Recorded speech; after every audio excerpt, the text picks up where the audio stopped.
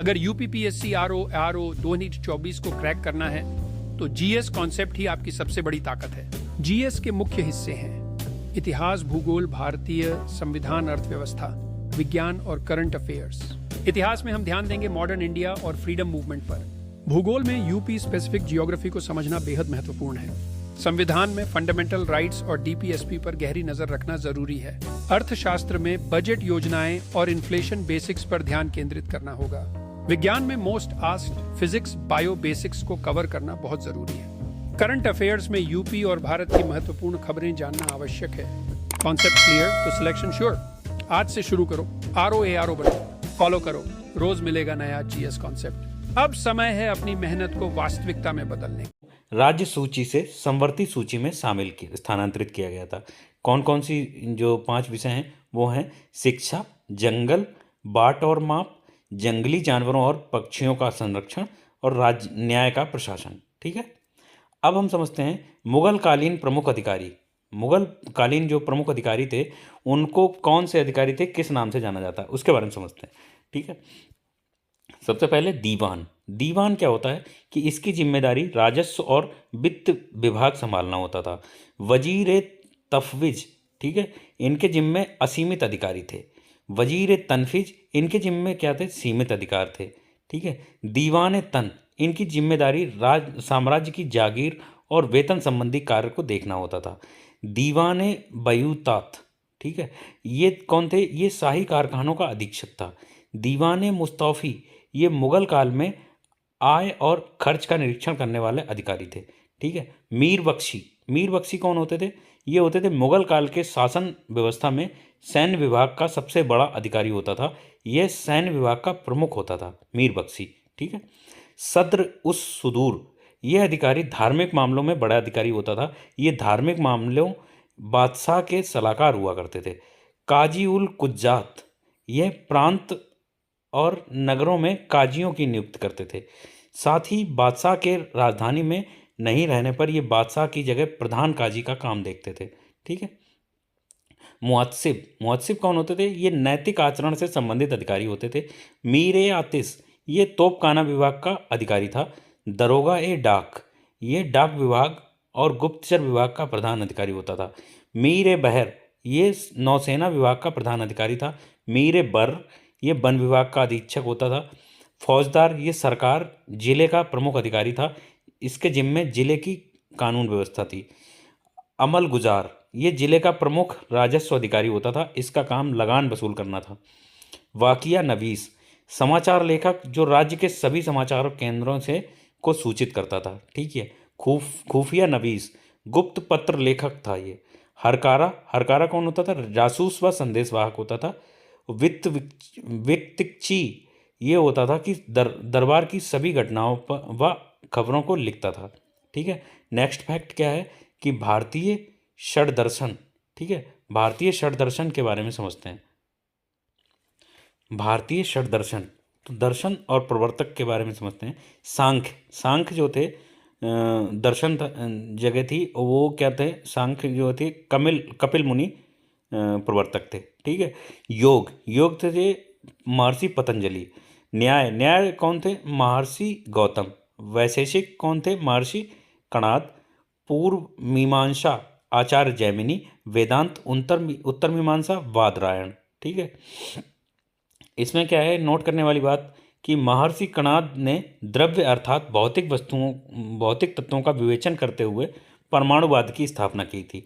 मीमांसा वेदों को शाश्वत मानती है। ठीक है, नेक्स्ट फैक्ट क्या है कि विश्व के विभिन्न भागों में आने वाली उष्णकटिबंधीय चक्रवात के नाम और देश। ठीक है, विली विली नामक चक्रवात जो है वो ऑस्ट्रेलिया में आता है। हरिकेन यूएसए में, बागियो फिलीपींस में, टैफू जापान में, टाइफून चीन में और चक्रवात नाम से जानते हैं क्या, भारत में। ठीक है, आज़ादी के बाद नए राज्यों का गठन। आज़ादी के बाद कौन से नए राज्य जो है भारत में बने उनके बारे में समझते हैं कि आंध्र प्रदेश जो है वो 1953 में बना। महाराष्ट्र 1960 में, गुजरात 1960 में, नागालैंड 1962 में। जो 13वें संविधान का संशोधन हुआ उसमें ये जोड़ा गया था। हरियाणा 1966 में, हिमाचल प्रदेश 1971 में, मेघालय 1972 में, मणिपुर 1972 में, त्रिपुरा 1972 में, सिक्किम 1975 में, जो संविधान का 36वां संशोधन था उसमें सिक्किम को जोड़ा गया था। संविधान का 53वां जो संशोधन था 1987 में, उसमें जोड़ा गया था मिजोरम। और संविधान का जो 55वां संशोधन था उसमें जोड़ा गया था अरुणाचल प्रदेश को, जो कि 1987 में जोड़ा गया। ठीक है, गोवा भी 1987 में जोड़ा गया, लेकिन ये संविधान का 56वां संशोधन हुआ था उसमें जोड़ा गया। ठीक है, छत्तीसगढ़ की स्थापना हुई 1 नवंबर 2000 में। उत्तराखंड की स्थापना हुई है 9 नवंबर 2000 में। और झारखंड की स्थापना हुई है 15 नवंबर 2000 में। तेलंगाना की स्थापना हुई है 2 जून 2014 को। ठीक है, नेक्स्ट फैक्ट, जो केंद्र शासित प्रदेश हैं, यूनियन टेरिटरीज हैं, उनके बारे में समझते हैं कि राज्य पुनर्गठन अधिनियम के अंतर्गत इनके केंद्र शासित प्रदेशों की स्थापना हुई है। जो संविधान संशोधन जो 7वां संविधान संशोधन हुआ था 1956 में, उसके तहत इनको केंद्र शासित प्रदेश में जोड़ा गया। ठीक है, इसके तहत अंडमान निकोबार 1 नवंबर 1956 को केंद्र शासित प्रदेश बना था। इसके तहत 1 नवंबर 1956 को लक्षद्वीप 1956 को लक्षद्वीप केंद्र शासित प्रदेश बना था। 10वां संशोधन जो 1961 में हुआ था, इसमें दादरा नगर हवेली और को केंद्र शासित प्रदेश के रूप में भारतीय संघ में शामिल किया गया था। 12वां संशोधन जो हुआ था वो 1962 में हुआ था। इसमें गोवा, दमन और दीव को केंद्र शासित प्रदेश के रूप में भारतीय संघ में शामिल किया गया था। 14वां संविधान संशोधन जो कि 1962 में हुआ था, इसमें पांडिचेरी को भारतीय संघ में शामिल किया गया था। 31 अक्टूबर 2019 को जम्मू और कश्मीर तथा लद्दाख 2 नए केंद्र शासित प्रदेश बनाए गए थे। 26 जनवरी 2020 को 2 केंद्र शासित प्रदेशों जैसे दादरा और नगर हवेली और दमन और दीव का विलय करके एक केंद्र शासित प्रदेश बनाने की स्थापना की गई थी। दादरा और नगर हवेली, दमन और दीव जो पहले अलग अलग थे, इनको एक कर दिया गया। ठीक है, केंद्र शासित प्रदेश लक्षद्वीप को लाकाद्वीप, मिनिकेक और अमिनी द्वीप को द्वीप समूह के रूप में जाना जाता है। ठीक है, वर्ष 1973 में एक संसदीय अधिनियम द्वारा इसे लक्षद्वीप में बदल दिया गया था। ठीक है, बने रहें आप स्टडी विद इंट्रोवर्ट में। ठीक है, ये सारे फैक्ट्स जो हैं वो एग्ज़ाम पॉइंट ऑफ व्यू से बहुत ही महत्वपूर्ण है, जो कि यूपीपीसीएस और आरओ एआरओ और किसी भी मतलब जो सबऑर्डिनेट एग्ज़ाम्स होते हैं उसके लिए बहुत ही महत्वपूर्ण है, किसी भी राज्य के लिए। ठीक है, ये ऐसे प्रश्न हैं, ऐसे फैक्ट्स हैं जो आप किसी भी राज्य से दे रहे हों, लेकिन आपको ये पढ़ना ही पड़ेगा। ठीक है, अगर आप कहीं भी जा रहे हैं, कोई भी बुक देख रहे हैं, तो उसमें आपको अलग अलग खोजना पड़ेगा। इन सारी बुक्स का हम निचोड़ एक वीडियो में लेकर आए हैं। ठीक है, तो वीडियो में अंत तक बने रहें और वीडियो अगर अच्छा लग रहा हो तो वीडियो को लाइक करें। ठीक है, डलहौजी द्वारा व्युत्पन्न सिद्धांत के जरिए विलय किए गए राज्य वो कौन से थे? ठीक है, राज्य था सतारा जो उसका विलय किया गया था वो था 1848 में। जैतपुर, संबलपुर, इसको 1849 में विलय किया गया। बघात को 1850 में। उदयपुर को 1852 में। झांसी 1853 में। नागपुर को 1854 में। करौली को 1855 में। ठीक है, और इसमें एक नोट करने वाली बात है कि अवध का विलय कुशासन के आरोप में 1856 में किया गया था। ठीक है, ये किसने किया था? ये किया था डलहौजी ने। ठीक है, नेक्स्ट फैक्ट क्या है कि प्रमुख आयोग और समिति ये कौन कौन सी हैं? ठीक है, अमीनी समिति जिसे 1778 में गठित किया गया, इस समिति ने अकाल तथा भू राजस्व से संबंधित सिफारिशें दी। ठीक है, निकोसलन समिति ये 1892 में आयोग जो स्थापित किया गया, इस समिति ने सहकारी संस्थाओं से संबंधित मसलों पर सिफारिशें दी। ठीक है, दत्ता समिति का स्थापना जो है वो 1905 में हुई। इन समिति ने वस्तुओं की कीमतों के संबंध में अनुशंसाएं दी। ठीक है, मैकलागन समिति 1915 में इसका स्थापना हुई। इस समिति ने सहकारी संस्थाओं से संबंधित मुद्दों पर सिफारिशें दी। हालैंड समिति जो है 1916 में स्थापित की गई। इस समिति ने उद्योगों से संबंधित सुझाव दिए। मैक्सवेल ब्लूमफील्ड जांच समिति, इसका जो स्थापना है वो 1928 में हुई। इस समिति में बारदौली में लगान की दरों में वृद्धि को अनुचित बताया तथा उन्हें 30% के स्थान पर 6.03% करने की सिफारिश की। ठीक है। लिन-लिथगो आयोग जो कि 1928 में स्थापित हुआ, इस आयोग ने भारत में भूमि सुधारों के संबंध में सुझाव दिए। विटले आयोग 1929 में स्थापित हुआ।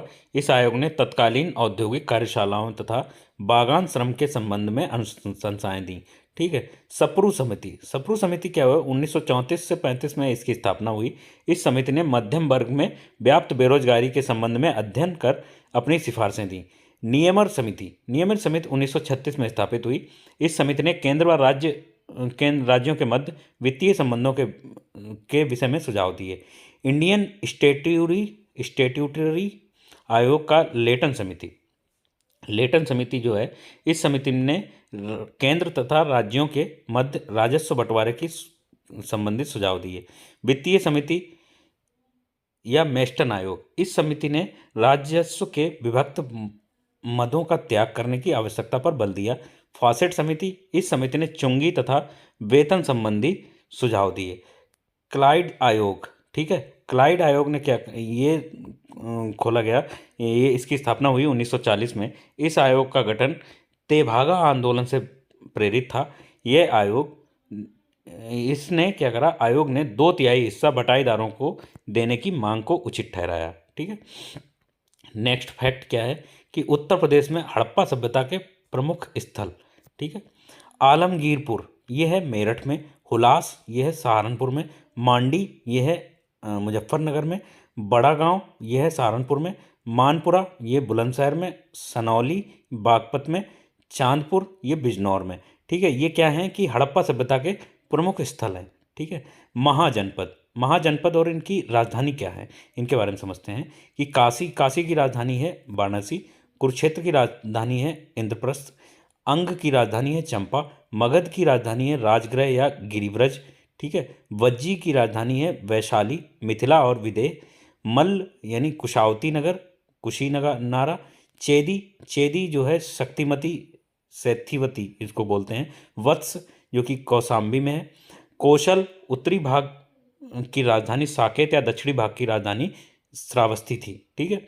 पांचाल की राजधानी जो है, उत्तरी पांचाल की राजधानी आइछत्र तथा दक्षिण पांचाल की राजधानी काम्पिल्य थी। ठीक है। सूरसेन की राजधानी मथुरा, मत्स्य की राजधानी विराटनगर, अस्सक की राजधानी पोतन या पाटेली, अवंती की राजधानी की राजधानी उज्जैनी तथा दक्षिणी अवंती की राजधानी महिष्मती। ठीक है। गांधार की राजधानी तक्षशिला और कंबोज की राजधानी हाटक या राजपुर। इसमें क्या नोट करने वाली बात है कि इनकी जानकारी बौद्ध ग्रंथ अंगुत्तर निकाय या जैन ग्रंथ भगवती सूत्र में मिलती है। ठीक है। अब नेक्स्ट फैक्ट है कि जो प्रमुख वायरस हैं उनसे होने वाले रोग। ठीक है। रोग कौन से हैं? रेबीज जो है, रेबीज लायसा वायरस नामक वायरस से होता है। चेचक वेरियोला वायरस से होता है। सामान्य जुकाम जो होता है रेनो वायरस होता है। हेपेटाइटिस जो है hepatitis A virus, hepatitis B virus, hepatitis C virus नाम से होता है। खसरा जो होता है वो रूबेला वायरस से होता है। पोलियो वायरस से होता है। इन्फ्लुएंजा वायरस यानी आरएनए वायरस